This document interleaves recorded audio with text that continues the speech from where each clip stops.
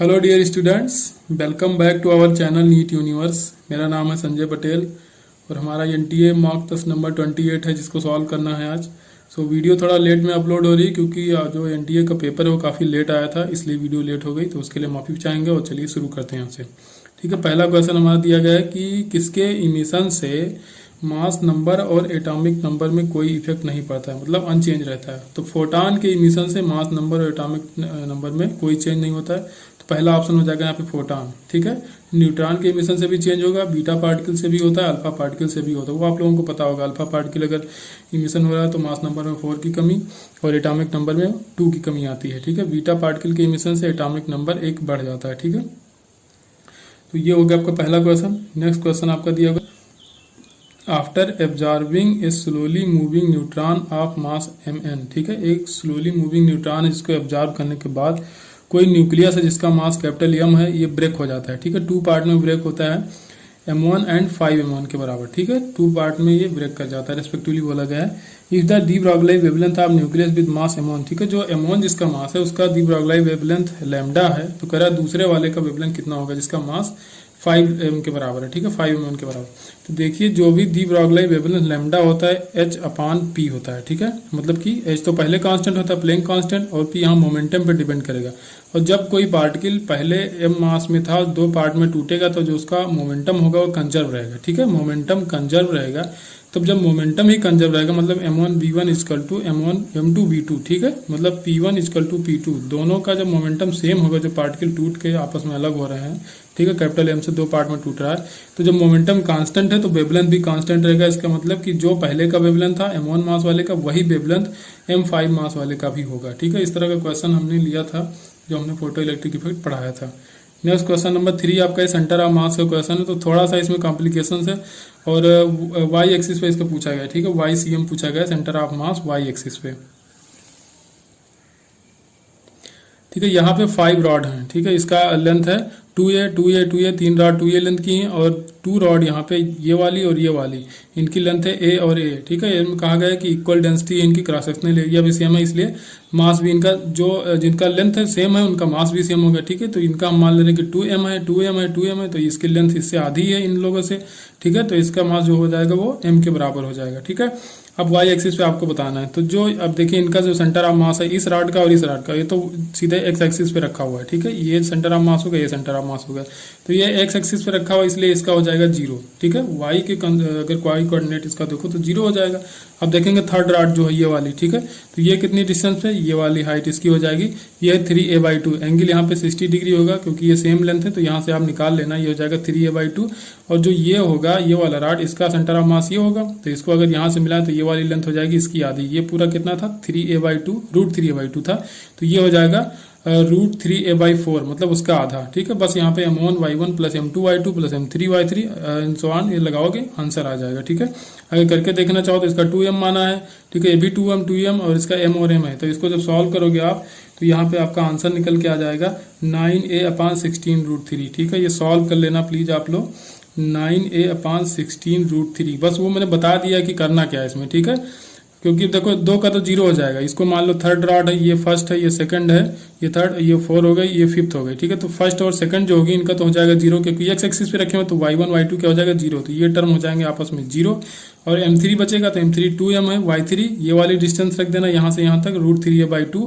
m4 देखिए ये हो जाएगा, और ये दोनों सेम है, तो चाहे एक का रख के 2 से मल्टीप्लाई करा लो या अलग अलग रख लो, m4 m5। ठीक है, और नीचे फिर टोटल मास कितना हो जाएगा 2 2 2, ये हो जाएगा 6 एंड 2 ये, तो टोटल हो जाएगा 8m के बराबर। तो वहां से निकालोगे आराम से आंसर आ जाएगा। क्वेश्चन नंबर 4 है, यहाँ पे कहा गया कोई स्मॉल बॉल है जिसका मास स्मॉल m है, रिलीज की जा रही है। ठीक है, और इसका कह रहा है कि पोजीशन आपको दिखाया गया है। ठीक है, इस फिगर में पोजीशन आपको दिख रहा है, और ये जो सरफेसेस हैं ये स्मूथ हैं। ठीक है, ये सरफेस भी स्मूथ है जहाँ से बॉल आ रही है, और जिसपे ये वेज रखा हुआ है, ठीक है, ये सरफेस भी स्मूथ ही है। ठीक है, तो कह रहा है कि speed of the ball when it reaches the lowest position, जब यहाँ पे आएगी तो इसकी स्पीड बताना है।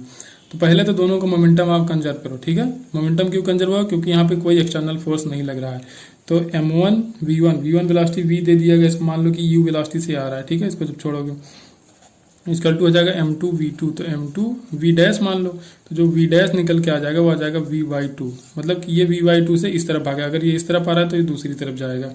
ठीक है, तो अब क्या करेंगे, दोनों की काइनेटिक एनर्जी किसके थ्रू मिलेगी, इसकी जो पोटेंशियल एनर्जी रहेगी mgh। ठीक है, ये mgh, h की जगह क्या रखोगे r, क्योंकि ये हेमी स्फेरिकल है, ठीक है, हेमी सर्कुलर है। ठीक है, ये तो अब इसको क्या करोगे, r रखोगे h की जगह, क्योंकि ये हाइट कितना होगा, r ही तो होगा। तो mgr इक्वल टू इसका काइनेटिक एनर्जी इस मास का और इसका जो वेज का काइनेटिक एनर्जी दोनों के बराबर होगा, तो हो जाएगा हाफ mv²। ठीक है, इसका मान लो v² प्लस हाफ 2m, इसका मास कितना है 2m और इसका वेलोसिटी कितना है था v/2, तो इसको करोगे v/2 का होल स्क्वायर। तो यहाँ से आपको क्या चाहिए, वेलोसिटी चाहिए। ठीक है, तो यहाँ से जब वेलोसिटी निकालोगे तो ये आ जाएगी √4gr/3। ठीक है, ये 3 भी रूट के अंदर ही है, ये सॉल्व कर लेना आप लोग। स्केच खत्म हो गया, दूसरा यूज करना पड़ेगा। नंबर 5 यहाँ पे कहा गया कि कोई बैंकिंग रोड वाला केस है, तो बैंकिंग को कहा गया कांस्टेंट रखना है। ठीक है, tan theta equal to v²/rg, आपने देखा होगा formula, tan theta equal to होता है v²/rg। तो बैंकिंग को कांस्टेंट मतलब tan थीटा को कांस्टेंट कर दिया गया, तो v² किसके बराबर हो जाएगा, directly proportional to rg, g भी कांस्टेंट, तो v² directly proportional to r हो जाएगा यहाँ पे। ठीक है, तो अब करेंगे हम R2/R1 हो जाएगा V2/V1 के स्क्वायर के बराबर। ठीक है, अब देखिए इसमें कहा क्या गया है, if the maximum speed of the vehicle is increase by 10%, मतलब v की वैल्यू बढ़ा के 10% बढ़ा दी गई, तो माना 1 था तो 1.1 हो जाएगा, या 100 रहा होगा तो 110 हो जाएगा। The radius of curvature of the road will be change from 20 metre to 20 metre पहले था रेडियस ऑफ कर्वेचर, तो बाद में कितना हो जाएगा, तो R2 हम मान रहे हैं कि R2 हो जाएगा, पहले कितना था R1 के बराबर, R1 दिया था आपको 20, V2 कहा है 10% बढ़ा रहे हैं, तो 100% रहा होगा तो 10% बढ़ाओगे तो 110 हो जाएगा, तो 100 नीचे रहा होगा पहले। ठीक है, पहले 100 रहा होगा, 10% बढ़ाओगे तो 110 हो जाएगा, ऐसे लगाया करो। फ्रैक्शन दे तो 1 मान के लगाओ, परसेंटेज दे तो 100 मान लिया करो, तो ये कैंसिल आउट हो जाएगा, 0 से करो तो 1 आ जाएगा, 1.1, 1 पॉइंट का स्क्वायर करोगे तो आ जाएगा 1.21। तो R2 जो आएगा, इसको जब सॉल्व कर लेना, इधर 20 को इसमें मल्टीप्लाई कराओ तो ये आ जाएगा 24.2 मीटर के बराबर आ जाएगा। ठीक है, इतना रेडियस आप कर्वेचर, जब वेलोसिटी बढ़ाओगे तो भाई रेडियस ऑफ कर्वेचर भी ज़्यादा चाहिए, नहीं तो स्किड करके आप बाहर चले जाओगे। ठीक है, क्वेश्चन नंबर 6 है, यहाँ पे दिया गया magnetic susceptibility of a material of a rod is 499, permeability of vacuum is 4 pi into 10⁻⁷, absolute permeability of the material of the rod is. ठीक है, रॉड की आपको बताना है एब्सोल्यूट परमेबिलिटी क्या होगी। देखिए तो म्यू इक्वल टू होता है μ0 1 प्लस सीटा। ठीक है, सीटा की वैल्यू आपको दिया गया 499, 499 को 1 में ऐड करोगे हो जाएगा 500। ठीक है, तो आपको निकालना है यहाँ पे म्यू की वैल्यू चाहिए आपको, तो म्यू इक्वल टू μ0 की वैल्यू दी गई 4 पाई इंटू 10⁻⁷। ठीक है, और यहाँ पे ये हो जाएगा 500। ठीक है, इसको सॉल्व कर लेना, 5 होगी ये 2000 हो जाएगा, 2000 पाई इंटू 10⁻⁷। यहाँ से 30 अगर हटाना चाहोगे तो ये हट जाएगा, तो ये आ जाएगा 2 पाई इंटू 10⁻⁴ के बराबर। ठीक है, क्वेश्चन नंबर 7 का आ गया, by using only 2 resistance coils singly. ठीक है, सिंगल यूज किया जाता है इनका, इन ये सीरीज आर पैरेलल, सीरीज में जोड़ सकते हो या पैरेलल में जोड़ सकते हो। तो कह रहा है should be able to obtain resistance of 3, 4 and 12 and 16 ohm. ठीक है, separate resistance of the coil, separate resistance coil का पूछा गया है। ठीक है, तो इसमें ऑप्शन में रख के चेक करना है। तो अगर आप इसमें से जो दिया गया 4 रेजिस्टेंस, इसमें तो 2 को यूज करोगे, 3 और 4 को यूज करोगे, तो 3 और 4 को सीरीज में यूज करके आप 16 नहीं ला सकते। ठीक है, तो ऑप्शन रख के ही चेक करना पड़ेगा इसको। अगर दूसरा ऑप्शन इसमें बी दिया है 4 और 12, तो 4 और 12 को अगर यूज करोगे, सीरीज में यूज करोगे तो 16 के बराबर आ जाएगा, और अगर इनको पैरेलल में यूज करोगे तो 4 इंटू 12 ये हो जाएगा 48, अपान करोगे 4 प्लस 12 ये हो जाएगा 16, 16 को 48 तो डिवाइड करोगे तो आ जाएगा 3, तो इसमें 3 भी आ रहा है और 16 भी आ रहा है। ठीक है, तो ये ऑप्शन करेक्ट हो जाएगा। अगर सी ऑप्शन देखो तो 16 और 12 को अगर सीरीज में आप लगा दो तो किसी भी तरीके से 4, 3 और 12 का ओम का रेजिस्टेंस नहीं आ सकता। ठीक है, तो ये भी ऑप्शन गलत हो जाएगा। इन दोनों में से यूज करना है, मतलब ये 4 रेजिस्टेंस दिए गए, चारों को यूज करना है, चारों में से कोई भी 2 यूज करना है, और फिर जो जब 2 यूज करो तो बाकी बचे हुए कि बराबर रेजिस्टेंस में आना चाहिए, चाहे उसको पैरेलल में जोड़ो चाहे सीरीज में जोड़ो। ठीक है, तो 16 और 12 ले लोगे तब सीरीज में जोड़ने के बाद उसमें नहीं आ सकता। ठीक है, 3, 4 या 12 के बराबर। ऑप्शन डी भी है, 16 और 3 दिया तो ये भी नहीं हो सकता, रख के चेक करना पड़ेगा, और कोई तरीका नहीं इसका। क्वेश्चन नंबर 8 यहाँ पे दिया गया, reading of ammeter in the circuit shown. ठीक है, यहाँ पे एक सर्किट आपको दिख रही है, इसमें एक एमीटर लगा हुआ है, इसकी रीडिंग बतानी है। ठीक है, इसमें रेजिस्टेंस लगे हुए हैं 4, तो अब देखो इसमें पॉइंट मान लो, तो इस यहाँ पे हमने पॉइंट ए माना, तो देखिए पॉइंट ए का पोटेंशियल यहाँ से यहाँ चले जाओगे सेम ही रहेगा, बीच में रेजिस्टेंस आ रहा है तो ये पोटेंशियल कुछ अलग होगा, तो इसको बी मान लिया। तो बी भी सिंगल वायर है, ठीक है, वायर होता है बस, ये जो बना होता है सर्किट ये वायर ही तो होता है। अब ये सी वाला पॉइंट डायरेक्टली किसी से नहीं जुड़ा तो इसको मैंने मान लिया कि ये सी पॉइंट है, ठीक है। अब इससे एक इक्विवेलेंट सर्किट बनाया, तो ए और सी के बीच में 3/2 ओम का रेजिस्टेंस है, ए और बी के बीच में डायरेक्ट ए और बी के बीच में 3 ओम का रेजिस्टेंस है, ठीक है। और सी और बी के बीच में, तो सी और बी के बीच में ये वाला है और ये वाला भी है, ठीक है, क्योंकि ये पॉइंट भी बी ही होगा, यहाँ से चलोगे। और फिर ए और बी के बीच में बैटरी लगी हुई है, ठीक है।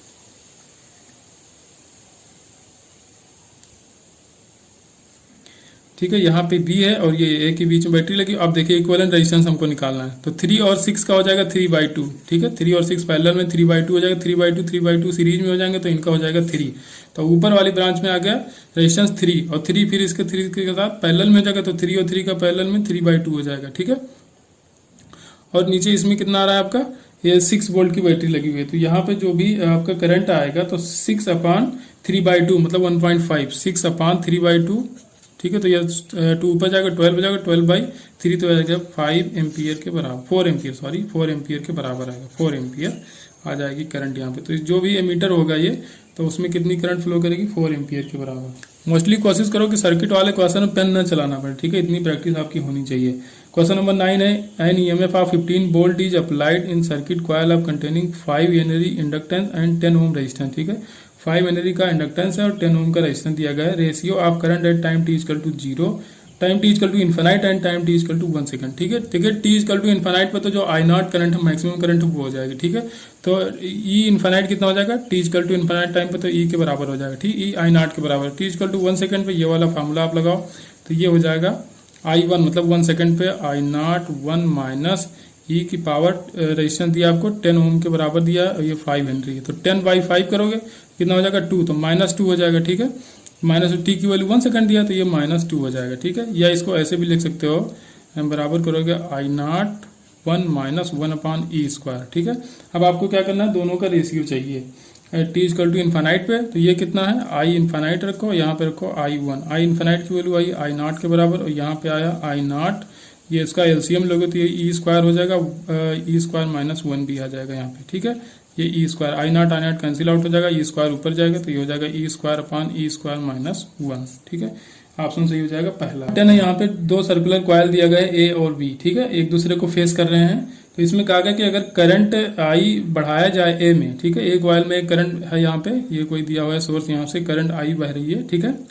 तो अगर करंट को बढ़ाया जाए इसमें, तो इसमें अगर करंट को आप बढ़ाओगे तो क्या इफेक्ट पड़ेगा, रिपल्सन होगा इन दोनों कॉइल्स के बीच में, क्या अट्रैक्शन होगा, क्या फर्क पड़ेगा। तो देखिए जब भी इसमें आप करंट बढ़ाओगे तो इसमें भी फ्लक्स बढ़ेगा, क्योंकि ये दोनों आपस को एक दूसरे को फेस कर रहे हैं, ऐसे होंगे ये एक दूसरे को फेस कर रहे हैं।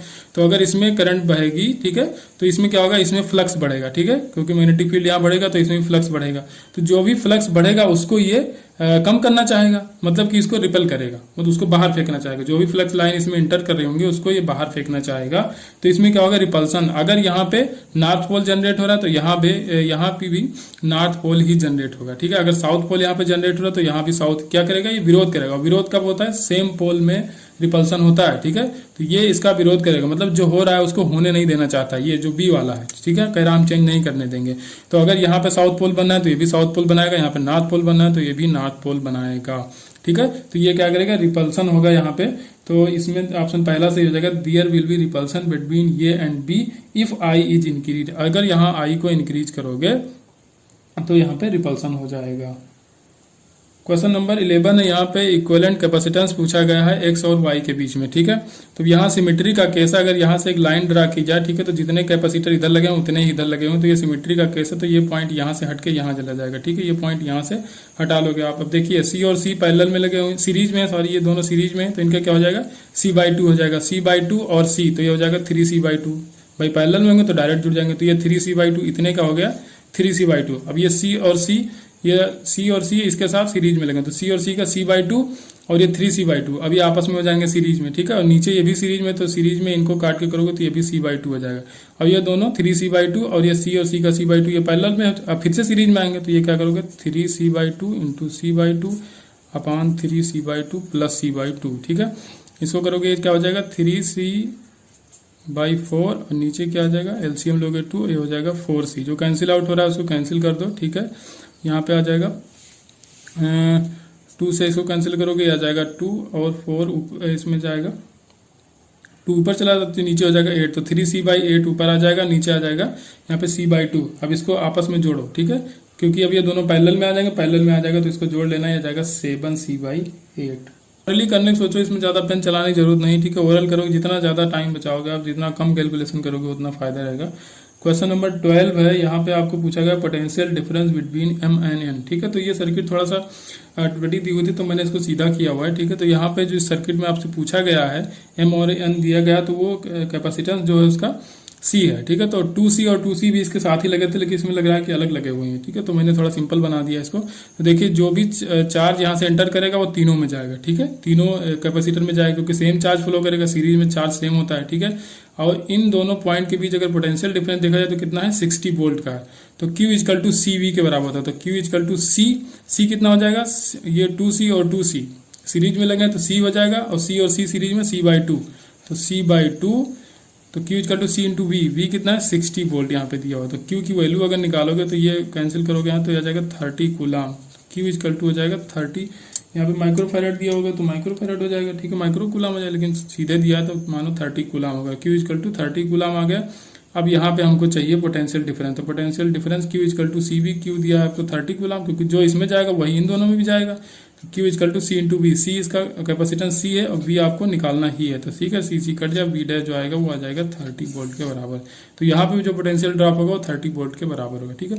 टोटल कैपेसिटेंस निकालने की जरूरत नहीं कि पहले टोटल कैपेसिटेंस निकालो, फिर टोटल चार्ज निकालो, फिर इस ब्रांच में कितना चार्ज आएगा ये सब निकालो, कोई मतलब नहीं है। सीधा ऐसे लगाओ, आपका ऑप्शन आराम से निकल के आएगा।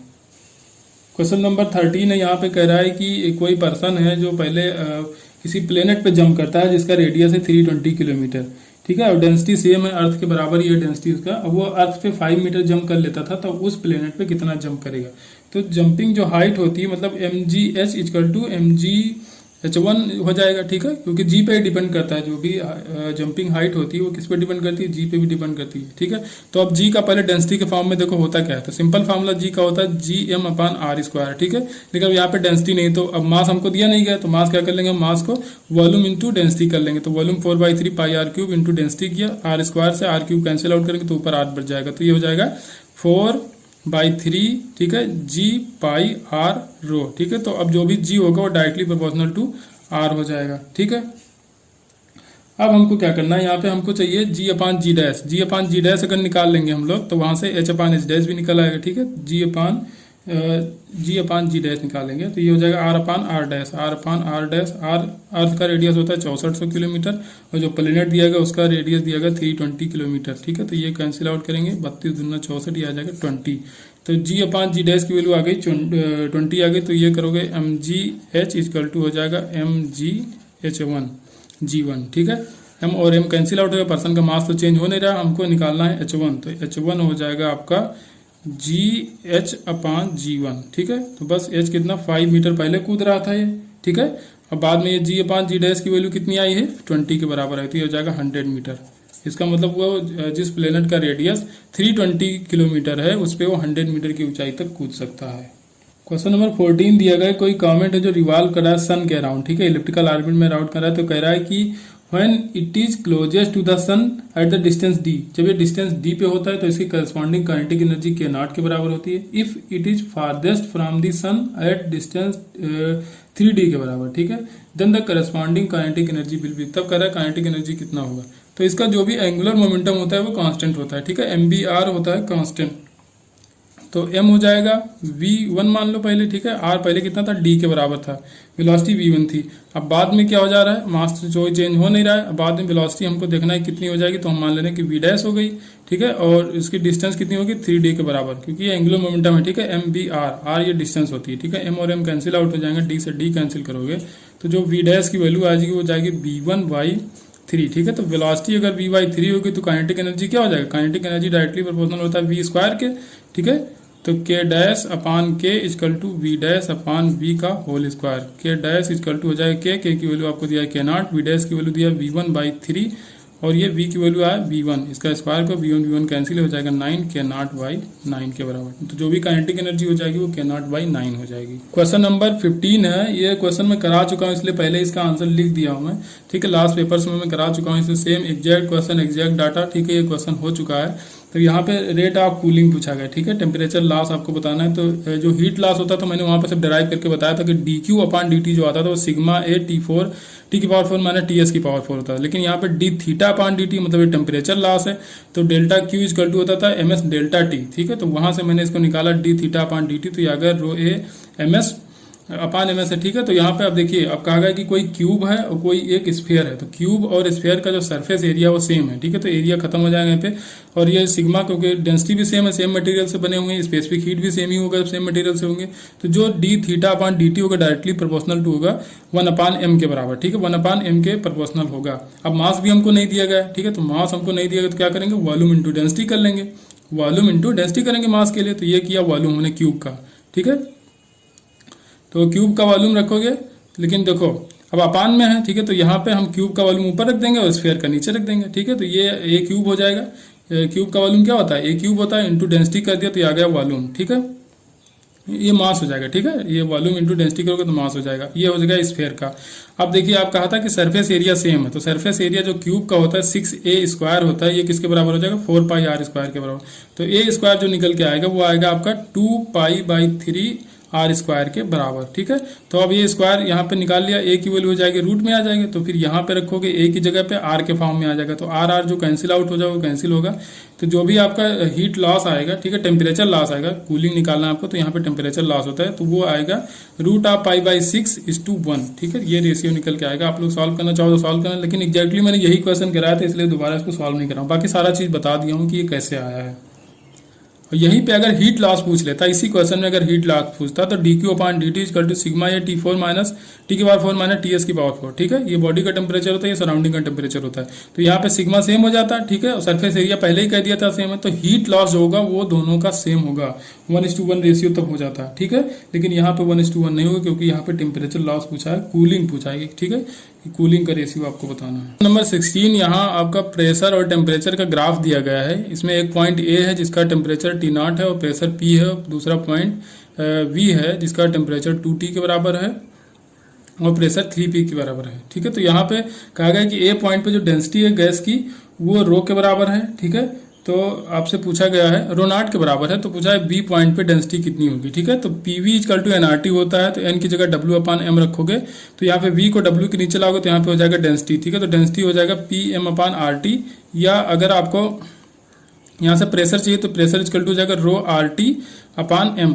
अगर मॉलिक्यूलर मास देखा जाए तो वो तो चेंज होगा नहीं गैस का, ठीक है। मॉलिक्यूलर मास अगर चेंज नहीं होगा तो टेम्परेचर टी, जहाँ पे यहाँ T0 है तो वहाँ पे देखो प्रेशर कितना है, P है, तो प्रेशर P है। और यहाँ पे अब देखिए P इक्वल टू लिखना है आपको रो नॉट, ठीक है। यहाँ पे आपको कितना कहा डेंसिटी रो नॉट के बराबर है R इंटू T0 अपान एम, ठीक है। तो यहाँ से अगर m निकालने जाओ तो m इधर चला जाएगा, प्रेशर इसके नीचे आ जाएगा, ठीक है। तो ये हो जाएगा rho nought R T0 upon P के बराबर, ये आ गया आपका m।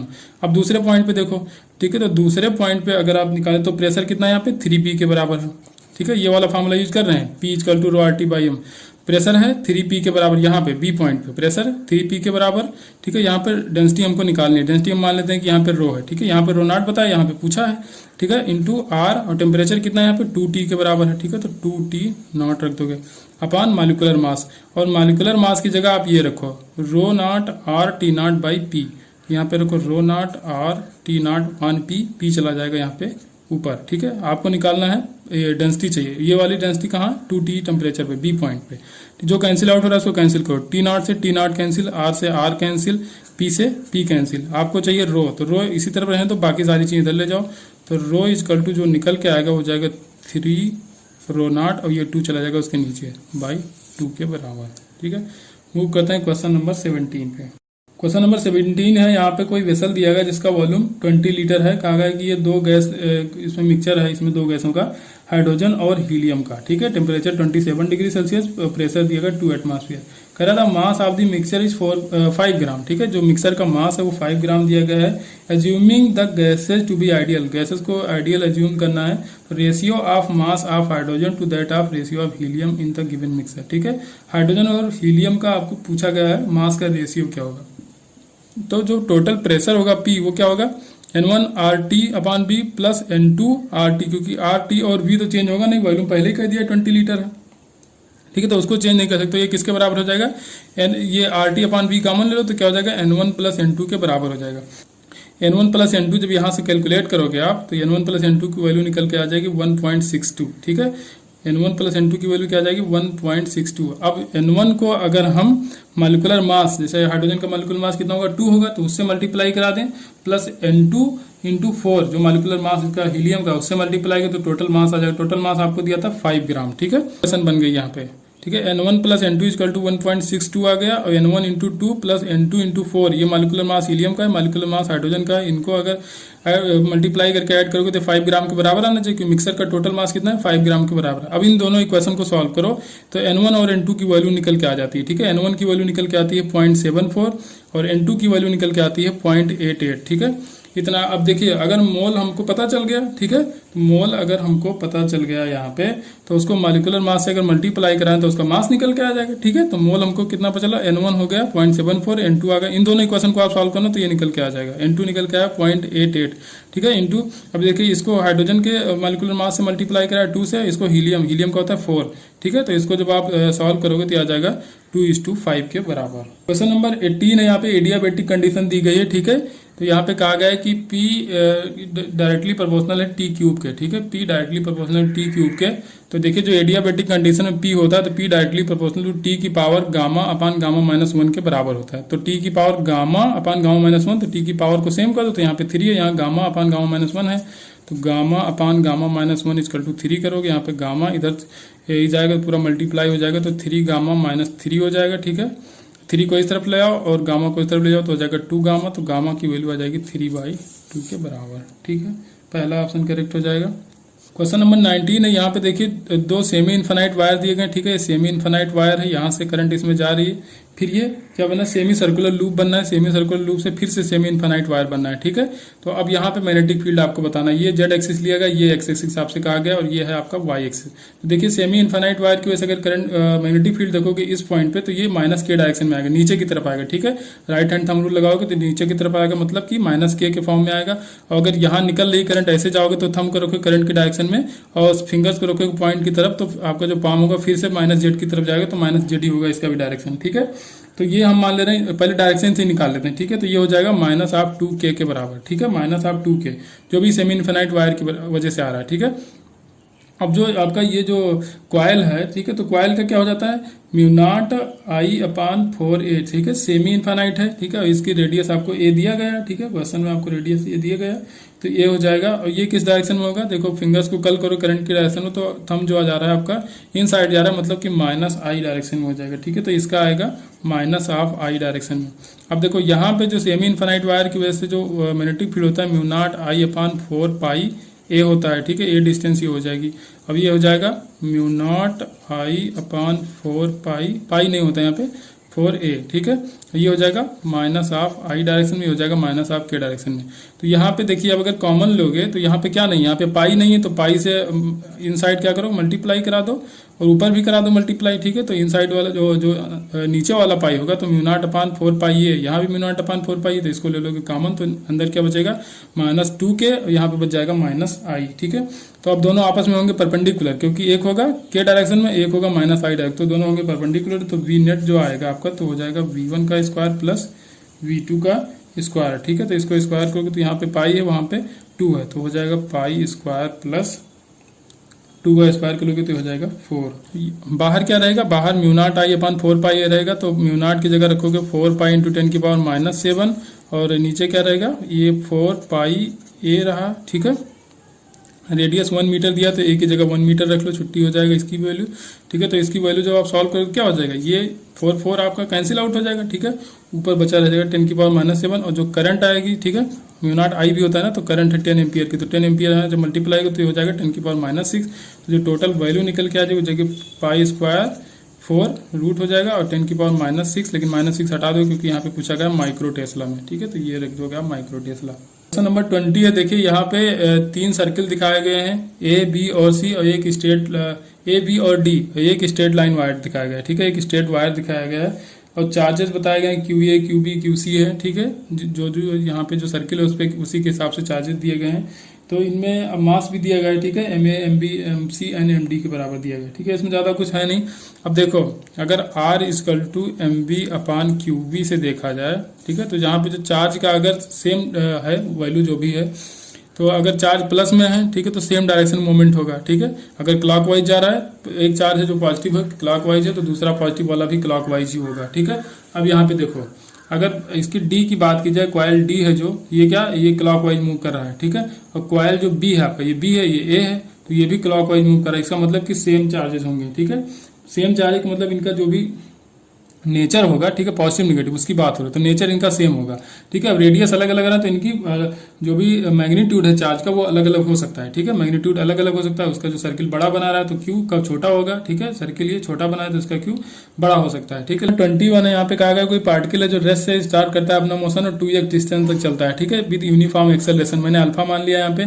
फिर V से C तक ये उसी यहाँ पे क्या होता है यूनिफॉर्म वेलोसिटी से चलता है, कहाँ से कहाँ तक, V से लेकर C तक 4x डिस्टेंस, फिर C से D तक यूनिफॉर्म रिटार्डेशन आता है और वो डिस्टेंस चलता है 6x के बराबर।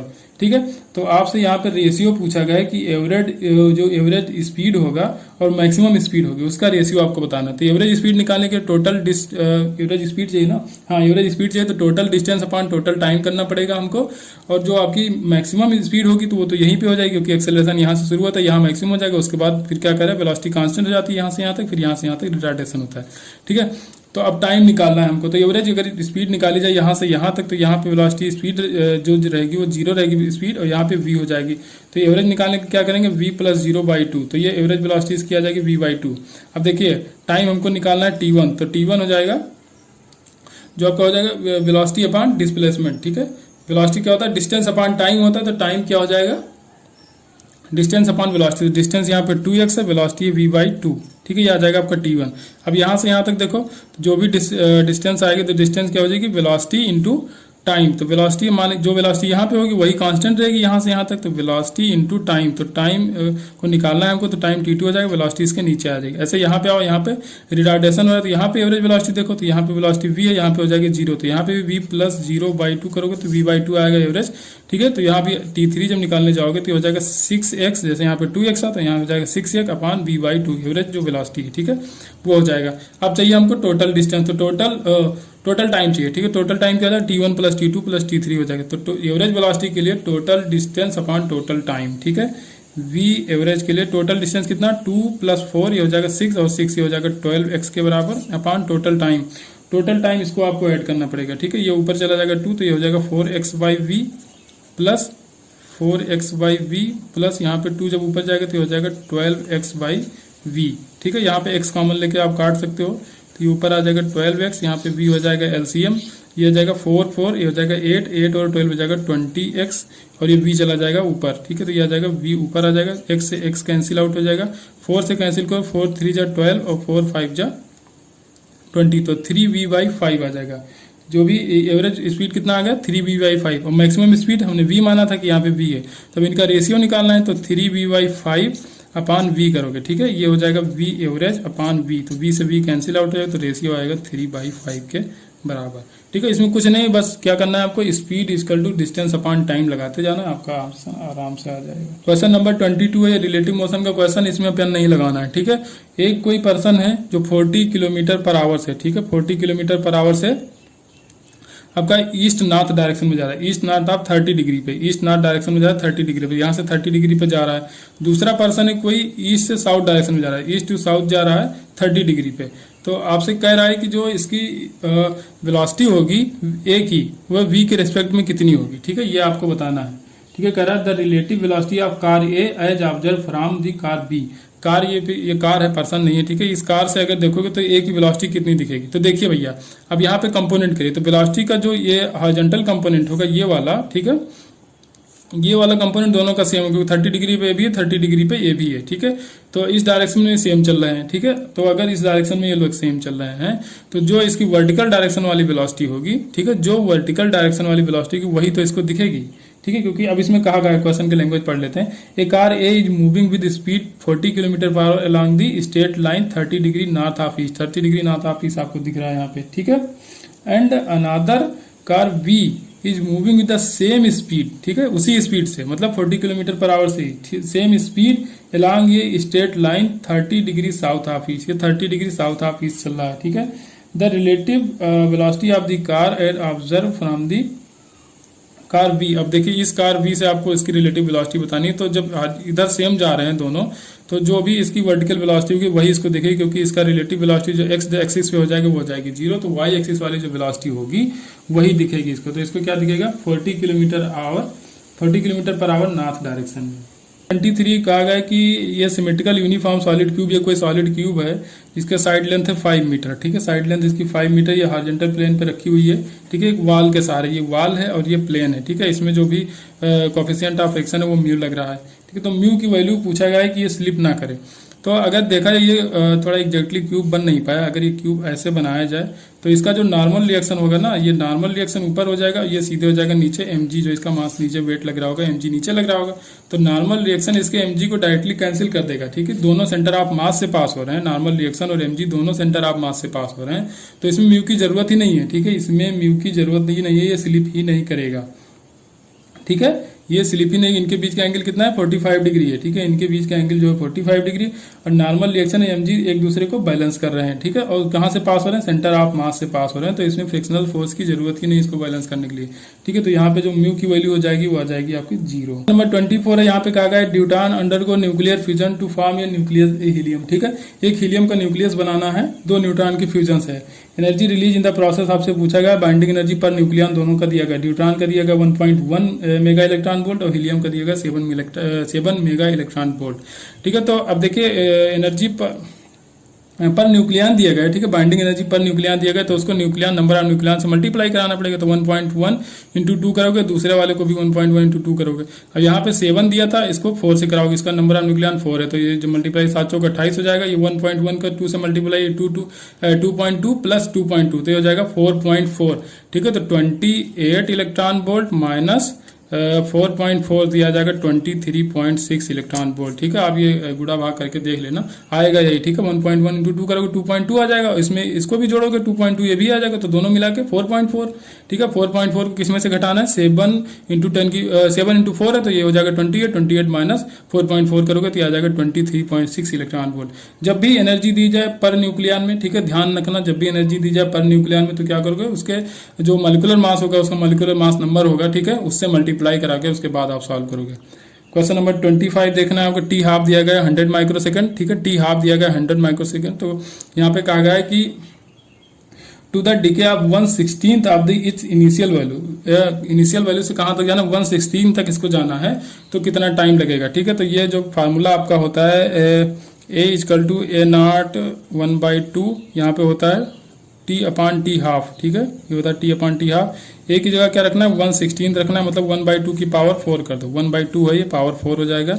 यहाँ पे ए नॉट हो जाएगा, यहाँ पे ए था, ठीक है। तो ए नॉट बाई ये हो जाएगा 1/2, तो ए नॉट इधर कैंसिल आउट हो जाएगा, या इसको 1 मानो, ठीक है, इसको 1 मानो तो ये 1/16 हो जाएगा सीधा। 1/2 की पावर 4, 1/2 की पावर टी, और टी हाफ कितना दिया आपको, 100 माइक्रोसेकंड दिया गया, ठीक है। तो पावर सेम है, ठीक है, पावर सेम करना है, ठीक है। ये 1/2 दोनों की पावर सेम कर दो, तो टी इक्वल टू आ जाएगा 4 इंटू 100, तो आ जाएगा 400 माइक्रोसेकंड के बराबर।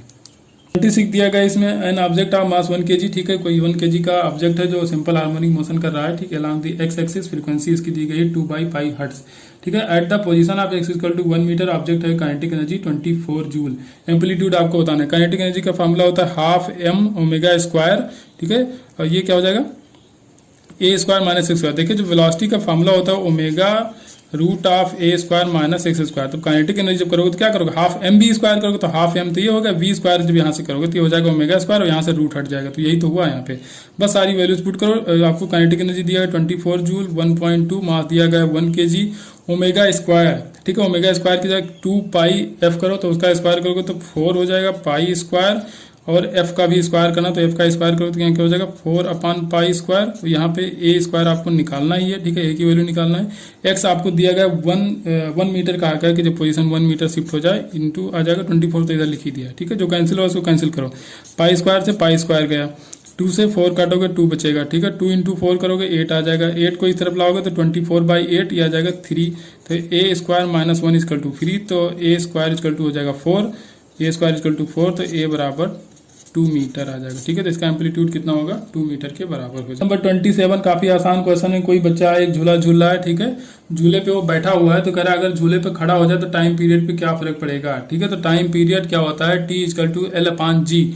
तो जब बच्चा जैसे ये झूला यहाँ पे बैठा हुआ है, ठीक है, ये बैठा हुआ तो सेंटर ऑफ मास इसका नीचे होगा, लेकिन जब यही बच्चा खड़ा हो जाएगा तो सेंटर ऑफ मास ऊपर चला जाएगा, तो इफेक्टिव लेंथ हो जाएगी वो कम, ठीक है। तब जब इफेक्टिव लेंथ कम हो जाएगी तो टी भी कम होगा, तो टाइम पीरियड क्या हो जाएगा, डिक्रीज हो जाएगा, ठीक है। इफेक्टिव लेंथ से देखा जाता है टाइम पीरियड, तो इफेक्टिव लेंथ यहाँ पे कम हो जाएगा, ठीक है। तो इफेक्टिव लेंथ कम होगा तो आपका जो टाइम पीरियड होगा वो भी कम हो जाएगा।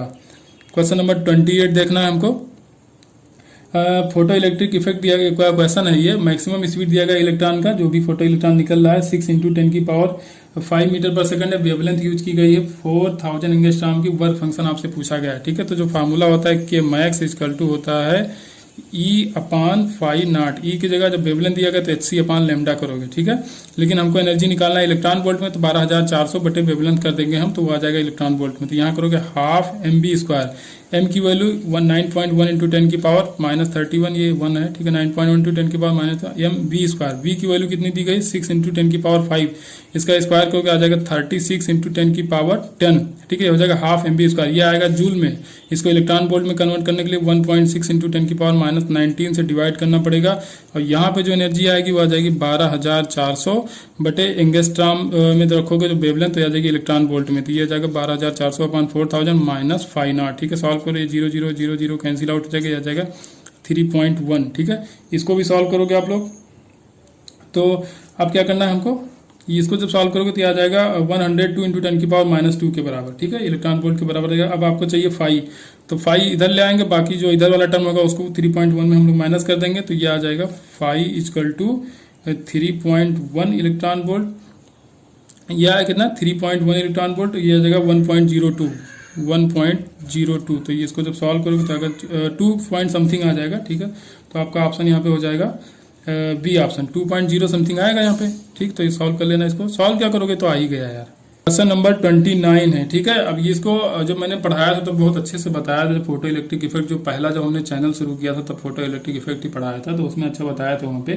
क्वेश्चन है, a beam of light of intensity I not is normally incident on A plate of area A, ठीक है। किसी प्लेट पे आई इंटेंसिटी की लाइट डाली जा रही है, if the plate absorb fraction eta, ठीक है, कितना फ्रैक्शन एब्जॉर्ब हो रहा है, ईटा के बराबर हो रहा है, और रिफ्लेक्ट हो कितना होगा, तो फ्रैक्शन ईटा अगर एब्जॉर्ब हो रहा है तो 1 - ईटा के बराबर रिफ्लेक्ट होगा। तो रिफ्लेक्शन के लिए जो फोर्स का फार्मूला होता है वो 2I/c होता है। रिफ्लेक्शन के लिए कितना होता है 2I/c होता है, और जो एब्जॉर्प्शन के लिए होता है वो I/c होता है। ये हो गया I/c और ये हो गया 2I/c। अब ये फ्रैक्शन से मैंने इसके आगे मल्टीप्लाई करा दिया, तो ये एब्जॉर्प्शन वाला फ्रैक्शन ईटा दिया था, तो रिफ्लेक्शन वाला मैंने 1 - ईटा कर दिया।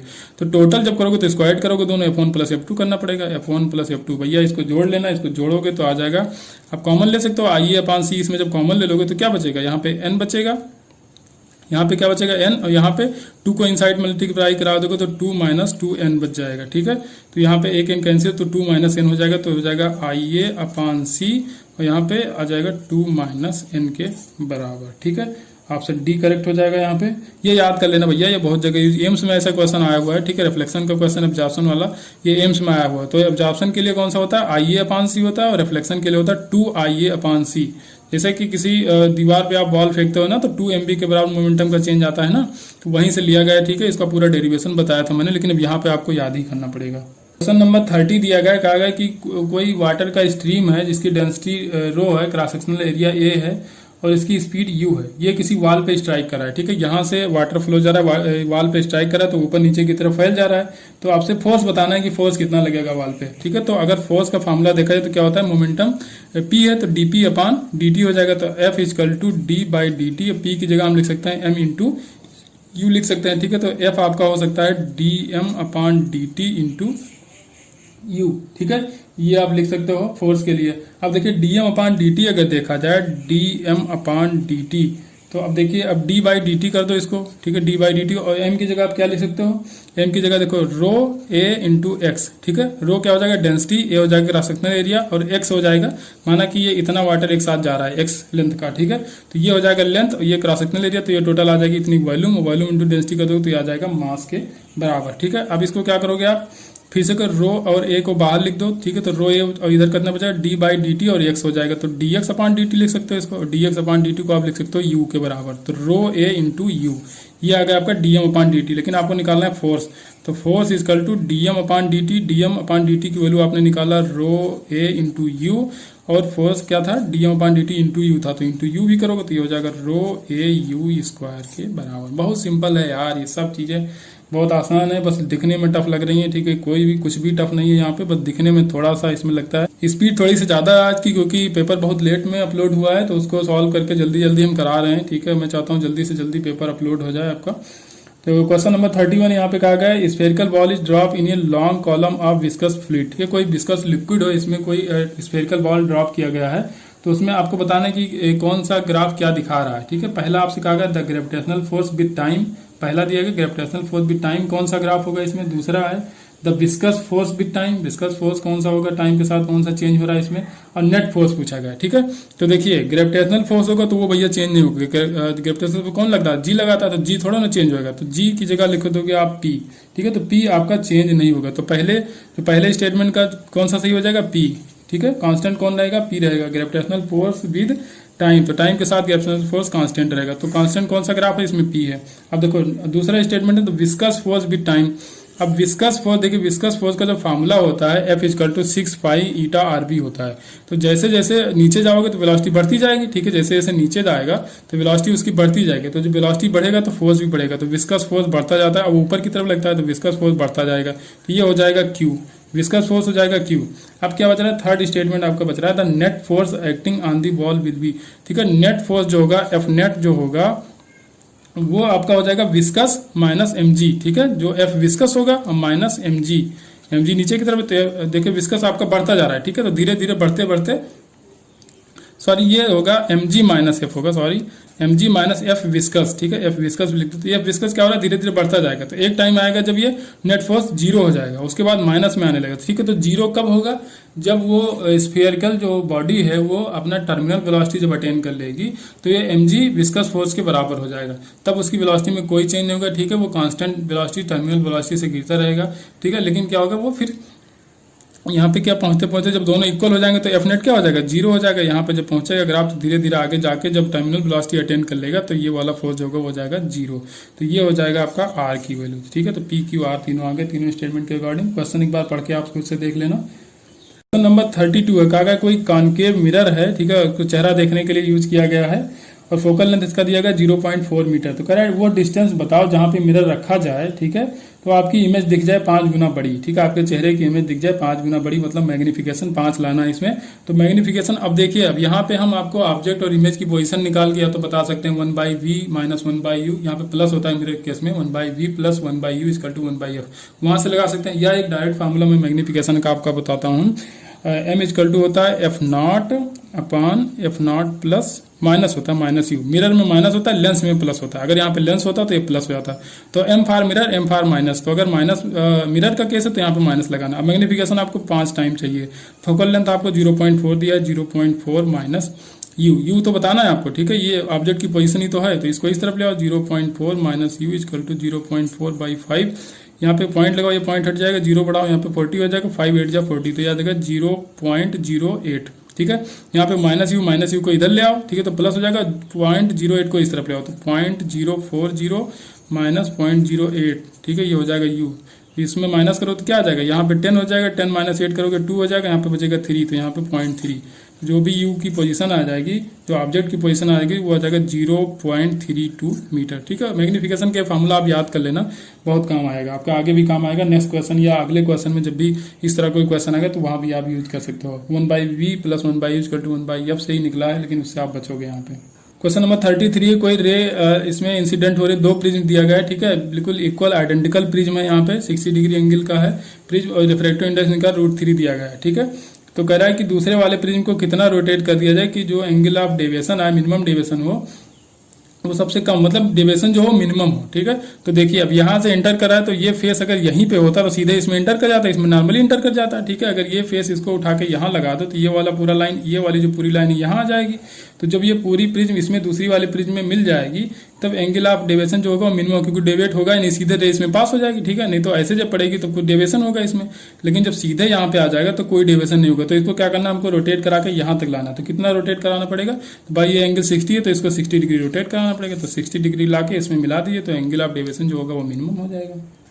क्वेश्चन नंबर 34 है, यहाँ पे एक स्फीयर है जिसका रेडियस 2 मीटर है, ये रोल करा है किसी प्लैंक के ऊपर, प्लैंक का एक्सेलरेशन भी दिया गया है आपको 2 मीटर पर सेकंड स्क्वायर, और जो स्फीयर है स्फेरिकल बॉडी उसका एक्सेलरेशन दिया गया है 4 मीटर पर सेकंड स्क्वायर। ठीक है, इसका रेडियस है 2 मीटर।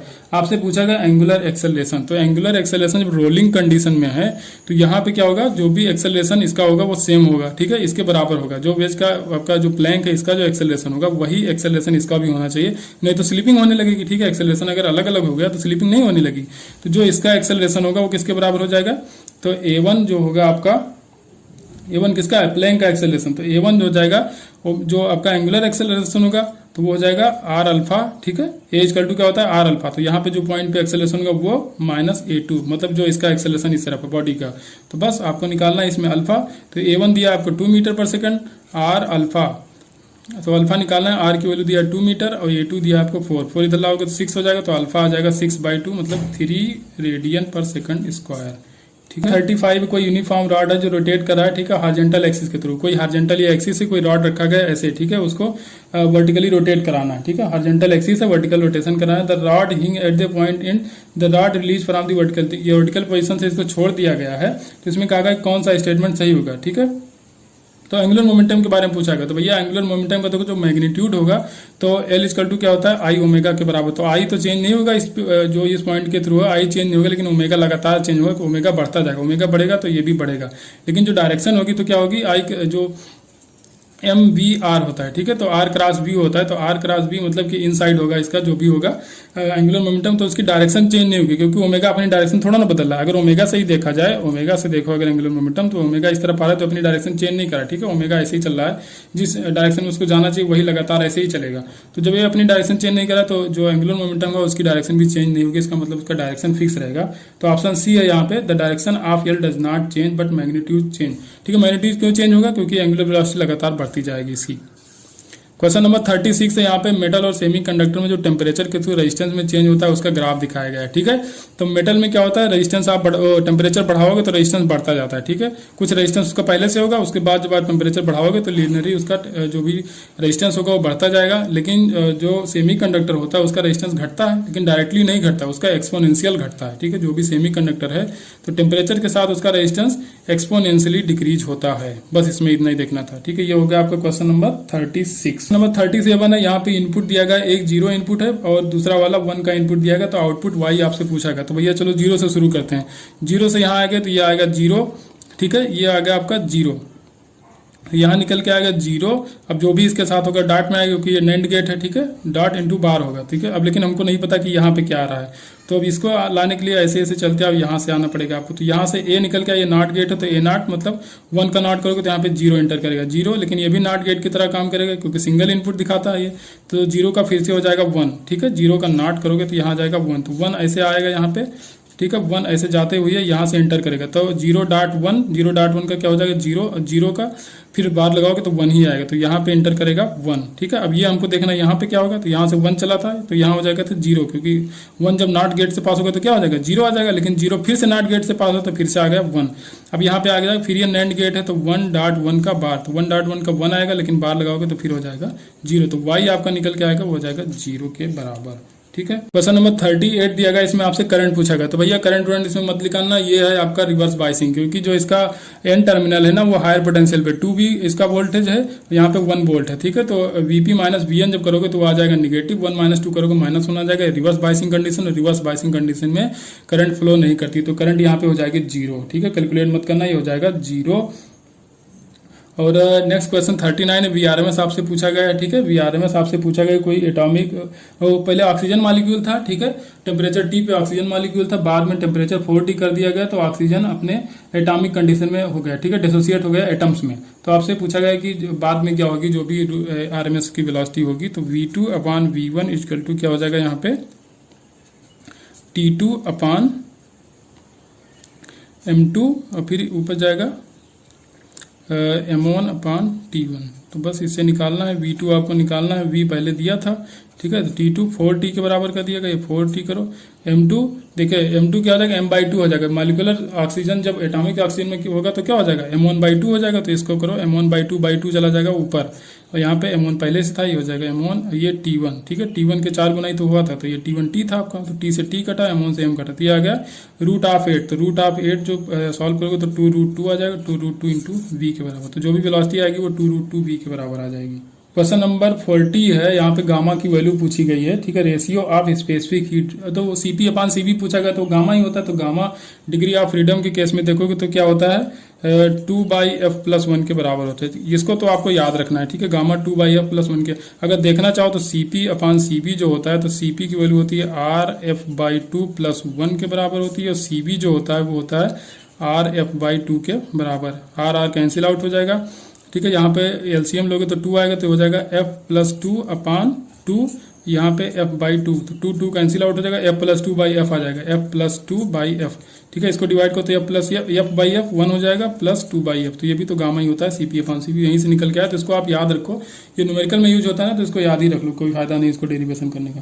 नंबर आपका 41 है, काफी इजी क्वेश्चन है, यूनिट डायमेंशन का क्वेश्चन है। F = AT + BT स्क्वायर दिया गया, where T is time and dimension of A and B आपको बताना है, ठीक है। कोई कांस्टेंट A और B डायमेंशन बता, देखिए सेम डायमेंशन की चीजों को जोड़ा या घटाया जा सकता है। तो जो डायमेंशन F का होगा वही AT का होगा, वही यहाँ पे BT स्क्वायर का होगा। तो यहाँ पे A का आपको निकालना है, तो F का क्या होता है MLT⁻², और ये T को क्या, ये T के बराबर इतना हो जाएगा, तो A के बराबर कितना, T इसके नीचे चला जाएगा, तो ये हो जाएगा MLT⁻³ ऐसे यहाँ पे करोगे तो B का निकालोगे तो V का, तो ये T स्क्वायर नीचे चलाएगा तो ऊपर जाएगा, तो हो जाएगा MLT⁻⁴। ऑप्शन यहाँ पे B मैच कर रहा है, MLT⁻3, और जो B का हो जाएगा वो जाएगा MLT⁻⁴। क्वेश्चन नंबर 42 है, थोड़ा अच्छा क्वेश्चन है। In Young's double slit experiment the intensity at 2 point P1 and P2 on the screen are I1 and I2 respectively. If P1 is located central bright fringe, ठीक है। Central bright fringe तो वहाँ पे maximum होता है, तो I1 = हो जाएगा 4I0 के बराबर, ठीक है। जो I1 आ जाएगा वो 4I0 के बराबर आ जाएगा। I2 देखना है, ठीक है। P2 is located at a distance equal to a quarter of fringe with, मतलब β/4 डिस्टेंस पे है, β/4 डिस्टेंस पे, जो y है β/4 डिस्टेंस पे है। तो वहां पे आपको इंटेंसिटी बताना है और फिर इन दोनों का रेशियो बताना है, ठीक है। तो पाथ डिफरेंस निकालो, उससे फेज डिफरेंस निकालो, फिर उस पॉइंट पे इंटेंसिटी निकालो, तभी तो निकल के आएगा। तो देखिए अब यहाँ पे जो पाथ डिफरेंस Δx आपको निकालना है, ठीक है। तो Δx आपको चाहिए यहाँ पे, तो क्या करोगे आप, y/d करते हैं, ठीक है। y मतलब जितना हाइट तक होता है, ठीक है, जितनी डिस्टेंस पे होता है वही तो होता है y, तो ये हो जाएगा आपका β/4 दे रखा है, और यहाँ पे दिया है d/d। लेकिन अब यहाँ पे बीटा के फॉर्म में हमको निकालना है, तो अगर लैम्डा से ऊपर और नीचे मल्टीप्लाई करा दें, ठीक है, लैम्डा से ऊपर नीचे मल्टीप्लाई करोगे तो क्या हो जाएगा, d/d लैम्डा, तो ये हो जाएगा बीटा के बराबर, 1/बीटा के बराबर हो जाएगा, ठीक है। तो बीटा और बीटा यहाँ पे कैंसिल हो जाएंगे, तो जो Δx आएगा वो आएगा λ/4। तो पाथ डिफरेंस यहाँ से आ गया λ/4। अब आपको चाहिए फेज डिफरेंस, तो फेज डिफरेंस होता है 2π/λ इंटू पाथ डिफरेंस आपका आया λ/4। तो लैम्डा से लैम्डा, 2 से 4, तो यह आ जाएगा π/2। और जब π/2 होता है तब इंटेंसिटी जो निकल के आती है I2 जो निकल के आ जी, वो I0 + I0 + 2I0 cos phi की वैल्यू हो जाएगी 0, 90 है तो 0 हो जाएगा, तो ये आ जाएगा सीधे 2I0 के बराबर I2। अब I1/I2 कर दो, I1/I2। देखिए सेंट्रल जो फ्रिंज होती है ना, तो मैक्सिमम वहाँ पे होता है, तो मैक्सिमम कितना होता है 4I0 के बराबर। उसमें कंफ्यूज मत होना कि I1 मैंने कैसे 4I0 के बराबर कर लिया, ठीक है। तो I1 आपका आया 4I0 के बराबर, I2 आ गया 2I0 के बराबर। यहाँ पे बस पाथ डिफरेंस निकाल के फेज डिफरेंस निकालोगे, उसके बाद ही आएगा, तो इतना तो करना ही पड़ेगा। ये कैंसिल हो जाएंगे, आ जाएगा 2:1 के बराबर, ठीक है। तो 2 आंसर यहाँ पे आ जाएगा आपका। नंबर 43 काफी अच्छा क्वेश्चन। देखिए इसमें 4 ऑप्शन दिए गए हैं। इसमें कहा गया है कि करंट और जो वेवलेंथ है उसका वेरिएशन कैसे होता है वो आपको बताना है। तो देखिए भैया ये हो जाएगा आपका मैक्सिमम वेवलेंथ, ठीक है। ये हो गया मैक्सिमम वेवलेंथ जहां से करंट निकलती है, ठीक है। क्योंकि मिनिमम कोई एनर्जी चाहिए आपको, ठीक है। कोई भी फोटॉन डालोगे तो मिनिमम एनर्जी चाहिए जहां से वो करंट निकल सके। उसके बाद उससे कम वाली वेवलेंथ डालोगे तब तो एनर्जी निकलेगा, क्योंकि जो भी एनर्जी होता है आपका क्या होता है Sc/λ। तो एक लैम्डा की वैल्यू होगी जहां से इमिशन शुरू होगा, ठीक है। एक मैक्सिमम वैल्यू होगी जहां से इमिशन शुरू होगा। तो फिर उस मैक्सिमम से उसके कम ही वेवलेंथ जब डालोगे तभी तो इमिशन होगा, नहीं तो इमिशन ही नहीं होगा। जब लैम्डा यहां से अगर बढ़ा दोगे तो फिर क्या होगा, एनर्जी कम हो जाएगी। जब एनर्जी कम दोगे, जितनी एनर्जी चाहिए उतनी दे ही नहीं पाओगे तो इमिशन होगा ही नहीं। तो जितनी मैक्सिमम लैम्डा नॉट जो है ये मैक्सिमम मान लो, तो ये मैक्सिमम है, तो इससे कम वाली रेंज में ही इमिशन होगा, तभी तो करंट आएगी। तो इससे कम इधर जाओ, जैसे कुछ लैम्डा इससे कम रहा होगा, यहाँ पे और कम रहा होगा, तो करंट ऐसे बढ़ती जा रही है। तो बाकी सारे ग्राफ, यहाँ पे सिर्फ एक ही ग्राफ सी ऑप्शन है जिसमें ऐसा दिखा रहा है। बाकी देखिए अगर पहला ऑप्शन देखोगे तो वहां पे लैम्डा के आगे भी करंट दिखा रहा है। लैम्डा के आगे करंट कैसे हो जाएगा भैया, जब वेवलेंथ आप एक मिनिमम वेवलेंथ से ज्यादा ले लोगे, मिनिमम वैल्यू से ज्यादा ले लोगे तो करंट का इमिशन होगा, तो करंट कहां से हो जाएगी। ऐसे बी में भी है, ठीक है, और डी ऑप्शन भी ऐसे ही है। तो सी ऑप्शन आपका करेक्ट होगा। जब भी इस तरह क्वेश्चन है तो लैम्डा को मानो कि ये थ्रेशोल्ड वेवलेंथ, तो थ्रेशोल्ड वेवलेंथ से कम वेवलेंथ पे ही करंट का इमिशन होगा, नहीं तो जब इमिशन नहीं होगा तो ग्राफ कहां से बनेगा। आप H alpha line is hydrogen spectrum, ठीक है। जो अल्फा पार्टिकल का हाइड्रोजन स्पेक्ट्रम में जो भी वेवलेंथ दिया गया वो दिया गया 6563 एंगस्ट्रॉम इन द लाइब्रेटरी दिया गया, ठीक है। If the velocity of the Milky Way, ठीक है, मिल्की वे की वेलोसिटी अगर कह दिया गया इसमें 1.05 × 10⁶ मीटर पर सेकंड है, तो कह रहा है then the wavelength of the alpha line hydrogen line spectrum जो है एच अल्फा जो है वो कितना होगा, ठीक है, कितना चेंज हो जाएगा। तो पहले चेंज निकाल लेते हैं। तो delta lambda upon lambda equal to होता है V/c। तो डेल्टा लैम्डा कितना हो जाएगा, V आपको दिया गया 1.05 × 10⁶ अपॉन c 3 × 10⁸ हो जाएगा, ठीक है, माइनस नहीं है क्योंकि स्पीड है, इंटू लैम्डा आपको दिया गया 6563। तो इससे निकालोगे आप लैम्डा, ठीक है। तो लैम्डा यहाँ से जो निकल के आता है वो लगभग 22.9 के आसपास आता है, तो उसको हम 23 एंगस्ट्रॉम मान लेते हैं, ठीक है, 23 एंगस्ट्रॉम। तो अब लैम्डा कितना हो जाएगा, ये तो आया चेंज, पहले कितना था 6563 प्लस 23 करोगे तो 3 + 3 हो जाएगा 6, और 6 + 2 हो जाएगा 8, 5, 6। तो ठीक है, ये आ जाएगा 6586 एंगस्ट्रॉम के बराबर। तो बाद में लैम्डा कितना हो जाएगा, वेवलेंथ जो भी निकल के आएगी बाद में आएगी 6586 के बराबर। One last question 45। The speed v reached by a car of mass m driven by the constant power p is given by, ठीक है, पावर आपको कांस्टेंट दिया गया। तो देखिए पावर इक्वल टू होता है f × v, ठीक है। तो f जगह लिख सकते हो आप ma × v, फिर a को लिख सकते हो आप v dv/dx। ये सब हम बता चुके हैं, इस तरह का क्वेश्चन भी डिस्कस कर रहे हैं, तो बस ज़्यादा इसमें बताएंगे नहीं, ठीक है। अब आपको क्या करना है, v² हो जाएगा dv/dx हो जाएगा, ठीक है। तो यहाँ करोगे p, m इसके चलाएगा नीचे, और यहाँ क्या हो जाएगा v² dv/dx, ठीक है। तो dx को इस तरफ ले आओ तो p/m हो जाएगा dx = v² dv। इंटीग्रेट करो इनको तो इधर क्या हो जाएगा p/m × x हो जाएगा, यहाँ पे क्या हो जाएगा v³ 3, ठीक है। आपको चाहिए v और x का रिलेशन, ठीक है। तो 3 इधर ले आओ तो हो जाएगा 3px/m = v³। तो क्यूब हटाओगे तो इसकी पावर में 1/3 आ जाएगा। तो v क्या हो जाएगा, v = 3px/m की पावर 1/3। तो ये हो गया आपका पेपर नंबर 28। ये थोड़ा लेट में आया था इसलिए हमको ज़्यादा टाइम लगा, और मैंने स्पीड भी बहुत अच्छी रखी है, थोड़ा तेज पढ़ाया हूँ, ठीक है। तो नेक्स्ट पेपर हम लोग ऐसे ही कंटिन्यू रखेंगे, 29 कराएंगे। अगर आगे का पेपर नहीं आता है तो फिर हम पीछे के जो पेपर आपके छूटे हैं उनको कराएंगे, ठीक है। तो प्लीज़ आप लोग हाइपर मत होइए, और हम कराएंगे जो हमने बोला है वो सब कराएंगे, लेकिन टाइम मिलता नहीं। हमारी ऑनलाइन क्लासेस चल रही तो वो करना पड़ता है, असाइनमेंट मिलता है वो लिखना पड़ता है, नहीं तो हम कॉलेज में ही बैठे रह जाएंगे, ठीक है। तो अपना काम भी देखना रहता है, फिर भी इसमें बहुत टाइम लगता है। आप मान के चलो कि 7 से 8 घंटे लगते हैं, अकेले काम करना पड़ता है, ठीक है। तो ये सारी चीज़ें हैं, तो इनको थोड़ा आप लोग कोऑपरेट करने की कोशिश कीजिए। बाकी हम लोग अब नेक्स्ट वीडियो में मिलेंगे। चलिए इसमें इतना ही रखते हैं। Thank you.